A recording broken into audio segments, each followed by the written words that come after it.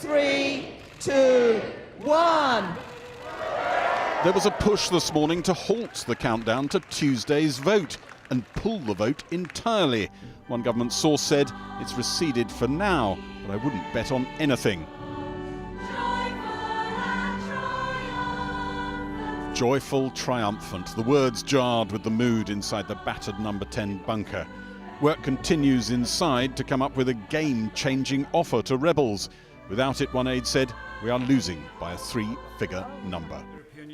On the third of 5 days' debate on the deal, the Chancellor warned MPs to stop chasing dreams. Mr. Speaker, I have observed this process at close quarters for 2.5 years, and I'm absolutely clear about one thing.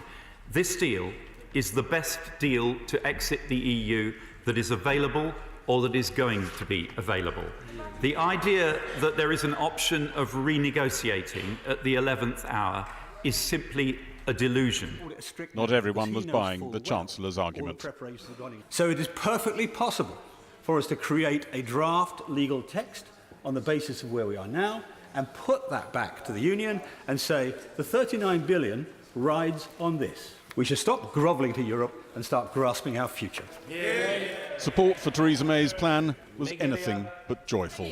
I am left, really, with only one choice. Now, I don't say this with any joy, but it is not our role to shirk responsibility. It is not our role to avoid decisions, but it is our role to take them. And when I have excluded the impossible, I'm left with only one. And that, I have to say, with a very heavy heart.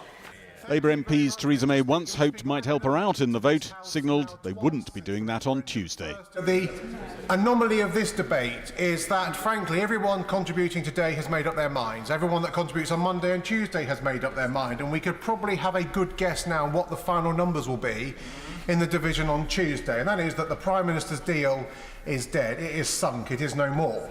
So the real debate that we should be having is what do we do next? One Cabinet Minister said to me that if Theresa May loses by 50-60 on Tuesday, that'll actually feel a bit like a victory, because she'll only need, say, 30 Labour converts at the second time around, and it makes it all doable.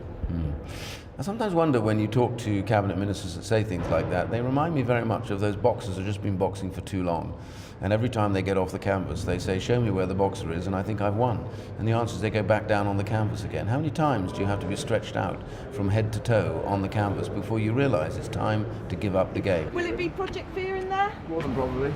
Ian Duncan-Smith was amongst the Privy Councillors invited in by the government for confidential briefings from officials, describing stark consequences of leaving the EU with no agreement.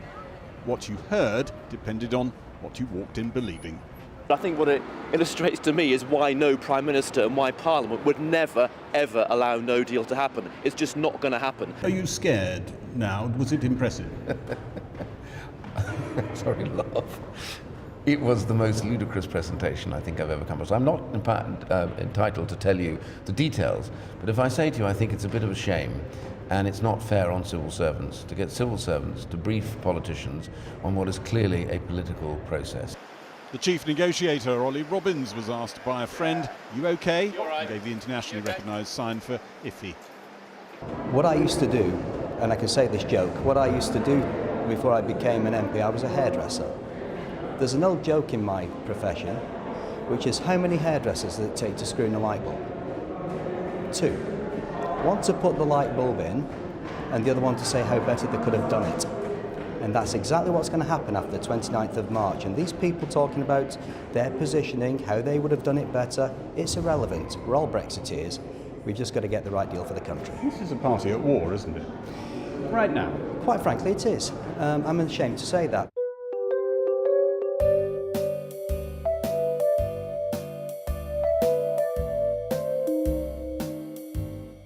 Media and think tanks have been competing with artwork to convey the scenarios that could now play out if there's a defeat for Theresa May's plan on Tuesday. So here are all the competition entries. They've all got one thing in common, really, haven't they? We asked Hannah White of the Institute for Government to look at the entries. Yes, they all show that at the end of the day, Parliament is going to have to come together, they're going to have to reach a consensus, or the decision is going to have to be outsourced back to the people. Through a referendum or a general election. Exactly. And that's what they've all got in common. In some ways, the picture we should be really looking at is the one sent in by one entry, Michel Barnier in the European Commission, and this has been around for ages. This is all the stuff that's not resolved, the future relationship. Bigger than any of those painful, but horribly complicated pictures over there, don't it? Exactly, and it's going to be a negotiation in which all the interests of all the European countries start to come into play in a way that possibly hasn't been the case where they've been united over the withdrawal negotiations. One government aide said avoiding the government defeat scenarios was like trying to turn round 100 tankers. And right now, the source said, the dial isn't shifting.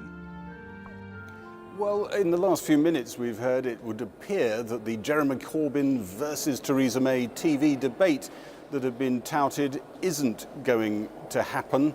So you can put your recorders at rest, change your evening plans. Other debates might be available on other channels over the weekend. One of the puzzles of that debate was that in the end the votes Theresa May's got to swing round are the ones here in Parliament, not out there in the country. And I think an awful lot of Tory MPs are scratching their heads about the whole idea, and also thinking that maybe she was just trying to shore up her position, which might become very, very shaky after Tuesday, which looks, as we said in that piece, very firmly like a colossal defeat. MPs are very dug in. They knew if they were paying any attention to the whole Brexit negotiations, roughly where the landing position was. Opinions have hardened over time. They are now very entrenched. But as we were saying in that piece, in the end, this place is either going to crunch out some kind of consensus solution, or it's going to refer it back to the people somehow. And that really is two choices that just aren't going to shift.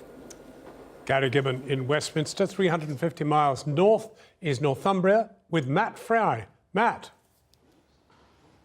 Thanks, John. Well, welcome to the port of Blythe here in Northumberland. We are inside the Tharsis Robotics factory in a part of the country whose economy, according to the government's own research, could be worst hit if there is a no-deal Brexit. But ironically, this is also a part of the country with one of the strongest Leave votes in the UK. This region is highly reliant on exports, with all the uncertainty over future tariffs or trade barriers which Brexit could bring. Tonight, we'll hear from some of those living here and running or trying to run a business in such uncertain times. But first, our business editor, Siobhan Kennedy, has this. Will the future of Brexit Britain become any clearer in the next few crucial days? That's the question being asked here in the small town of Blythe in Northumberland, as it is up and down the country. Early morning and the port is already bustling, the centre of an economic comeback after years of decline. Behind me they're unloading the dozens of containers that have arrived here this morning from Holland, full of everything from electronics to clothes to food. Goods that will find their way into shops and factories throughout the UK. It's a growing operation here, so anything that slows down the flow, like leaving the EU with no deal, the imposition of tariffs and port checks, will have a serious impact. I think the goods will still flow. The problem will be really if there are tariffs and that increases the cost of goods, then you're looking at inflation, you're looking at an increase in the cost of somebody's shopping basket. So yeah, I mean, until we understand whether those tariffs are going to be put in place or not, it is very difficult to say. And I come back to it again, it is the uncertainty which is the biggest problem at the moment. There was much certainty here, though, in the referendum. In the northeast, Blythe's region, nearly 60% voted to leave. But according to the Treasury report last week, it's the northeast that will be the hardest hit by a no deal, with a 10% fall in growth in the long term. The video may be a vision of high-tech serenity, but a slowing economy is unsettling news for manufacturers like Tharsis, the firm that makes these specialised robots picking and packing shopping for Ocado. This is the Ocado bot. John Lucas oversees the intricate web of suppliers needed to build the Ocado bots. These high-tech, state-of-the-art airport scanners and robotic factory arms. A high-tech success story that's helping to regenerate the region, but Brexit looms large. There are lots of people who say that no deal isn't a big deal, that factories like this can cope. How worried are you about a no deal scenario? Well, I guess we'd say we're not delighted about it. We can see downside to a no-deal Brexit. We're a fast-growing company. We see internationalisation in our future, so the fewer barriers we have to international trade. And I guess we're also worried about perception. We don't want Britain to be the bad boy of Europe. He hopes it won't happen, but planning for a no deal is already happening. For those items where we may traditionally say we need 2 or 3 or 4 weeks of components in stock ready for production, we might be saying, okay, we need a few months. And we're taking action on all of those things now. Back at the port, it's tea break time.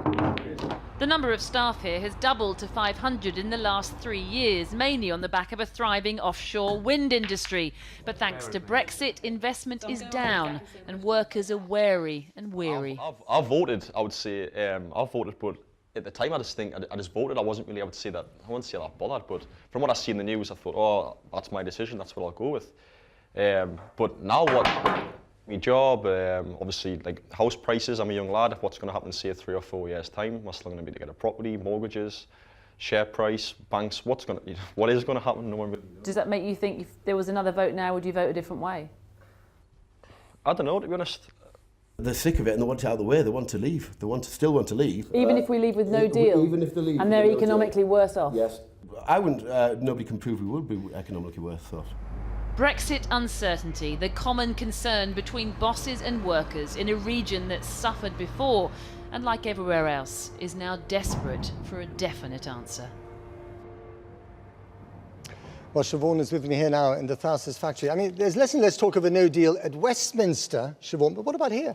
Well, they may be moving away from the notion of a no deal in Westminster, Matt, you're right, but businesses, as you've just heard, are very much sticking to the worst case scenario disaster planning. That's all they can do. What they really hate, what we hear time and time again, is uncertainty. And in the hiatus, in the absence of answers, it's the reputational damage that it's causing to Britain. You heard the boss here talking about Britain as being branded as the bad boy of Europe, and they're worried about the impact that will have on them getting new contracts. But Matt, they're businesses, they're sanguine, they have to be pragmatic. But what they want is certainty. That's their message. We heard the Chancellor speak today in the House of Commons. Was he being pragmatic? Less pragmatic, I would say, slightly alarmist in his tone. He made the point, really, that for businesses like this, for all businesses, it takes years to build relationships, to build out these supply chains you see all around us. But if we leave Europe next March with no deal, they could all simply disappear. Now, many businesses, including this one probably, would doubt that. But nonetheless, very sobering words today from the Chancellor. If only MPs were like seagulls, obediently, greedily following Theresa May's ship of deals. But they're not. And nor are the people of Blythe, the crashing waves drowning out the political cacophony from London. Blythe by name, but not by nature.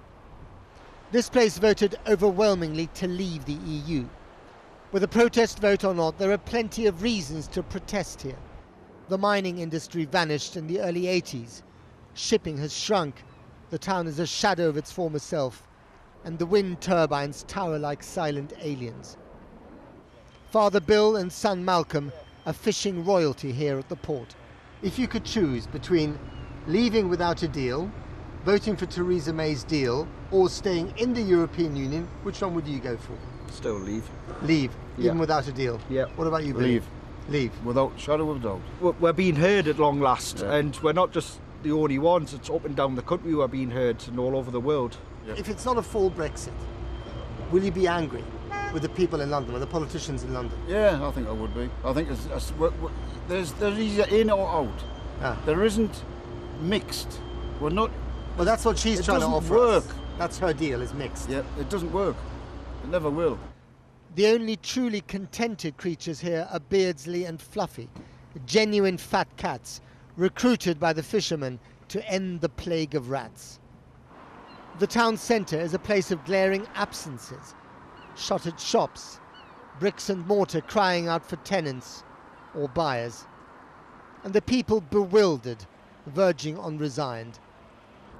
If you play a game of football and you lose, why don't they just play it again then if you didn't like the score? No. It's not the way it should be done. If you had the choice between leaving without a deal, staying in the European Union or Theresa May's deal, what would you go for? I'd walk away and show them we won't be bullied. We're a strong country, and I'm sure that we'll succeed. It's what everybody wants it, so just the government. You wanted Brexit. Are you afraid that it might not happen? Yeah. Yeah. I think people just get ignored. I think that's how people are feeling at the minute, isn't it? Yeah. I think we should govern ourselves. We shouldn't be governed from some other country. Much of the country is terrified of the unknown, of a blind Brexit, of the historic rolling of so many dice in the coming weeks. But here they feel as they always felt before the referendum, ignored, overlooked and angry, mainly on the inside.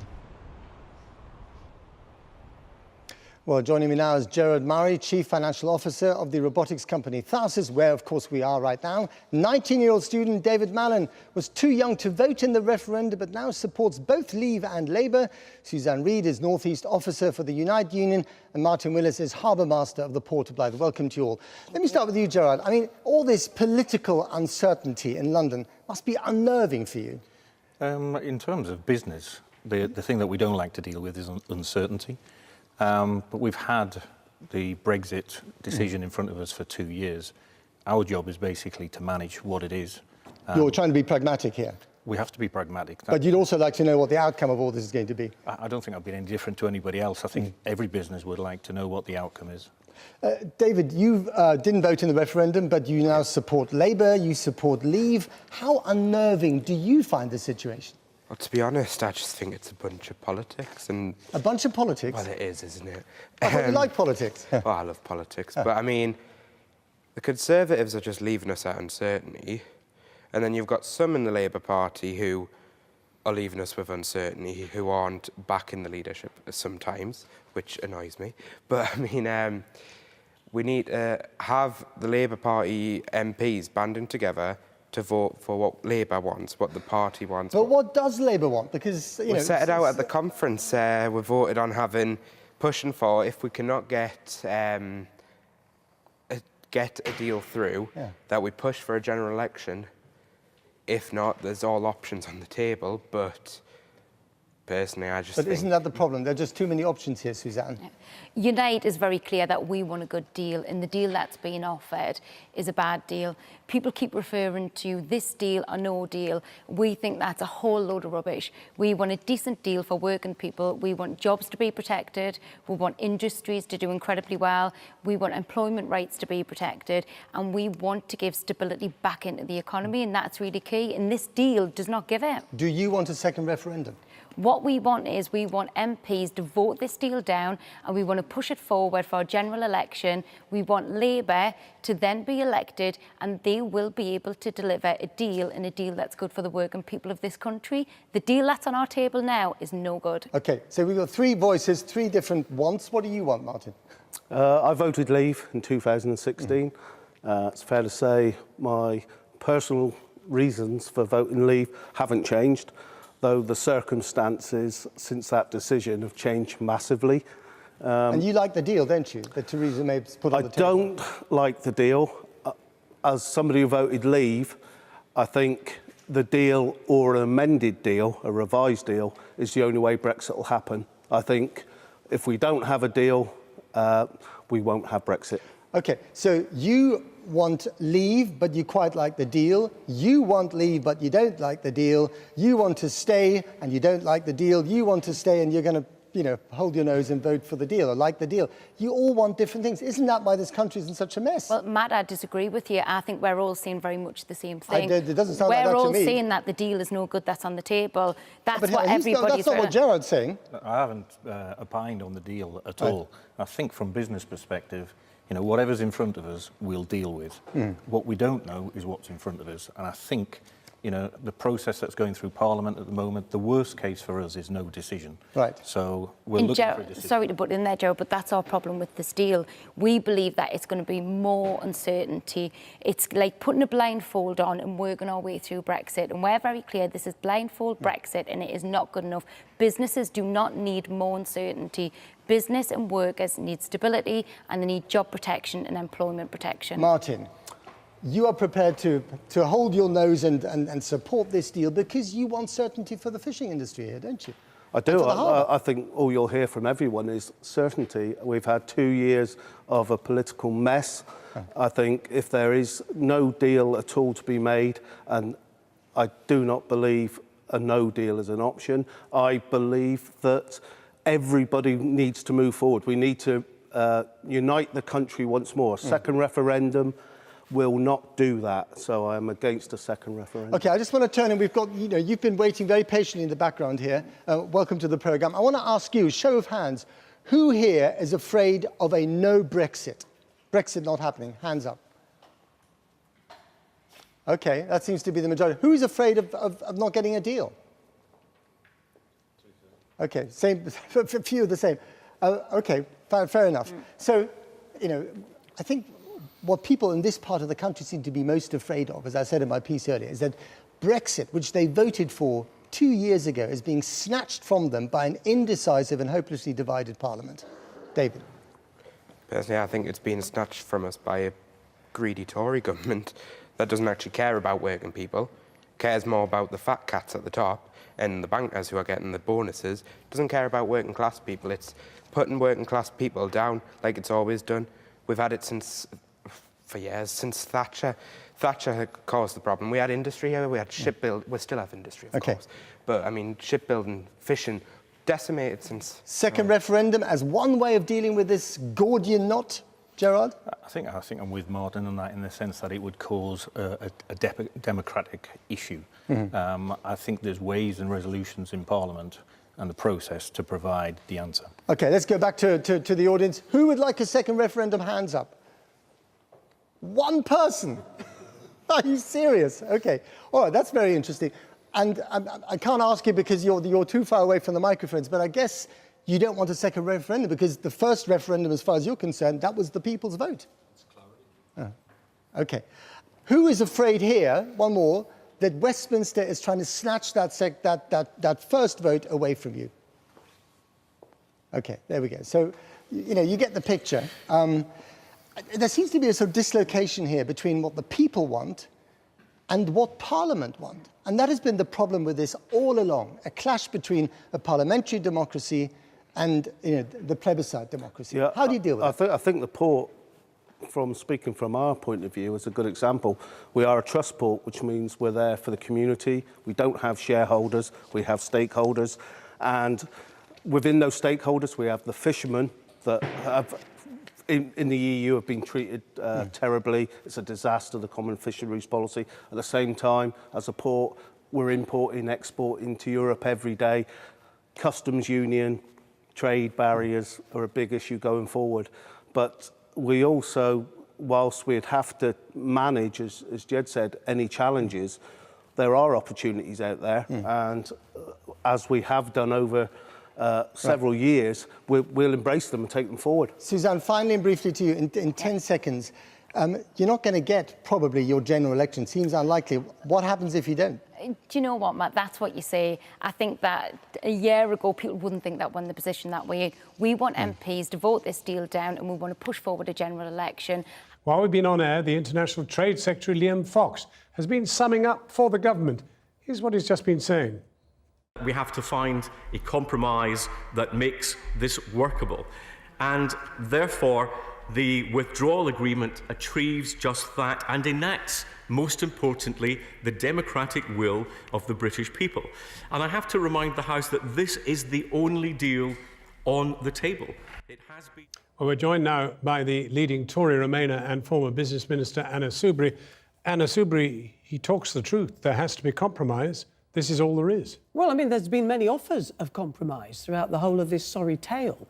And as you may well remember, John, there was at least one moment early on in particular where Theresa May could have reached out right across the House and she could have actually found a consensus on how we delivered the result of the referendum whilst protecting our trade, our economy and securing peace in Northern Ireland. And I'm afraid on both the occasions when she's had that opportunity, she's not done it.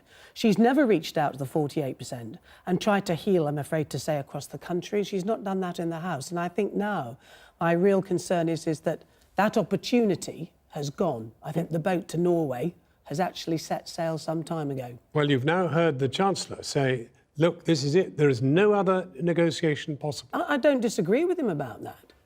And that's not my beef on this. My complaint about the withdrawal agreement is that it's going to make my constituents considerably worse off.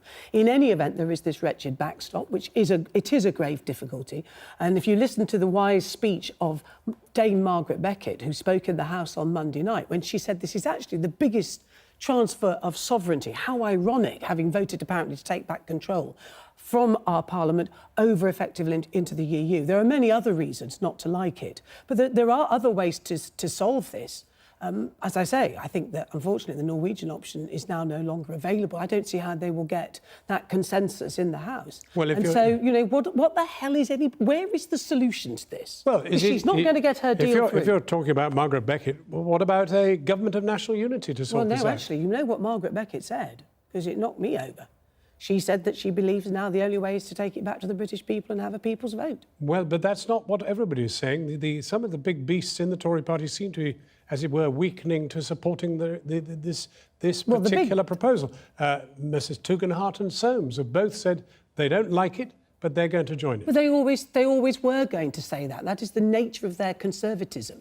I understand that. But you know what I would say is this: when you look at who is now supporting it going back to the British people, going to a people's vote, one of the most interesting speeches, I believe, was made today by Bridget Phillipson, who represents Sunderland. And she has come out from the so-called city of the heart of Brexit. She's come out for a people's vote. I believe she's talking very ably on behalf of her constituents who voted leave. They have a right to change their mind. And now people see what Brexit is. But, you know, if Theresa's so confident, put it to the British people. But let there be a people's vote. You know that there is a big problem with the people's vote. There's great anger out there. And if you desert the original vote of the people, the original people's vote, if you like, there are going to be bricks through windows that you know there will be. Even you have received very nasty stuff. Yes, but that isn't because I'm asking. Well, it is. No, but there is a very poisonous atmosphere out there. It needs dispelling. I agree with you. And the argument that I make is this: if people like Bridget, with a 63% vote for leave, if she can talk to her constituents, explain what Brexit is like, they now come to the conclusion that there should be a final say. They're entitled to the final say. Look at all the youngsters. Look at all the people who couldn't vote back in 2016. They're the ones who are going to bear the burden of all of this. They too want to say. And my final point, John, is really this: what is the alternative? This is a vote, if we get our people's vote, about Brexit. It's not about leaving or staying. It's about Brexit. Now we see it. And people have a right to have that final say.